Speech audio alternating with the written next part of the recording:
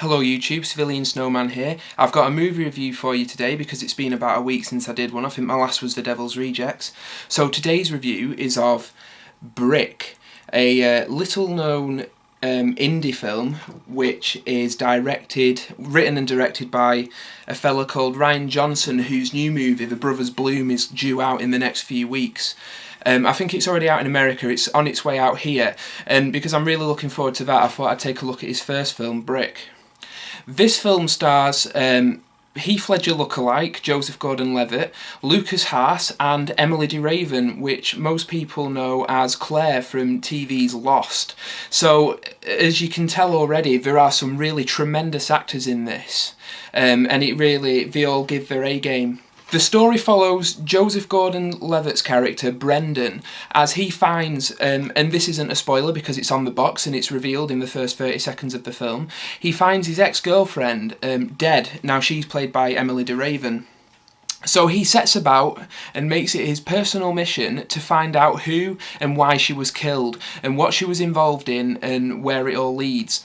Writer-director Rian Johnson has managed to merge two genres, 1940s film noir with American high school dramas, and these are two genres that you wouldn't think fit together, but in the film it works perfectly well. They complement each other brilliantly. Everything down to the narrative of the film and all the different plot twists, all the different characters, are very much in the style of late 1940s film noir, and especially the dialogue. Now, the way that the characters express themselves and the phrases that they use, words that they use, it's all very old-fashioned, and it is a style all in its own. It works really well, and you feel like you're watching one of these old detective movies, and everything down to the cinematography as well, it all perfectly complements each other, and it is a testament to Rian Johnson that he's managed to make an American high school drama original.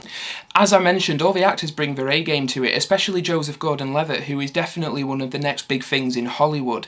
You really feel his anguish and pain over the death of his ex-girlfriend, and you see his obsession grow, and it's done very realistically, but he's also played as a hard-boiled detective from the old mystery crime movies. Lucas Haas, now I think I'm pronouncing his name right, plays a character called the Pin, who is essentially a drug kingpin in this small American town, and he supplies the drugs to the local high school and all the students. And he is actually quite funny. I mean, Lucas Haas plays it straight, but it's got, through the script, an underlying tone of comedy to his character, because he is a 26-year-old, I think that's his age anyway, living at home with his mum, and he likes to think that he's a drug kingpin. Emilie de Ravin, even though she's barely in the film, does a really good job as Joseph Gordon-Levitt's ex-girlfriend.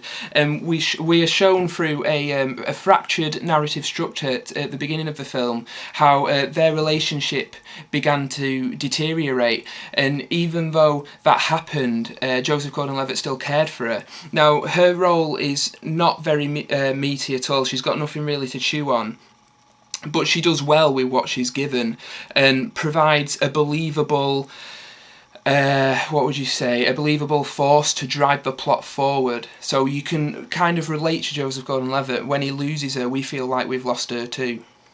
It's got a great pace. The editing, especially during the fight scenes when punches are thrown, it snaps to different camera angles and the screen blurs and everything. It's a really, really cool style.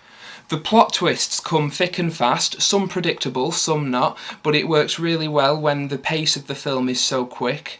Characters such as Tug, which at the beginning you think are really just background sideline characters, take the limelight towards the end in the last act. So it really pays off introducing the characters slowly and building them up and up as the film goes on. As I said earlier, Rian Johnson, his script is absolutely brilliant.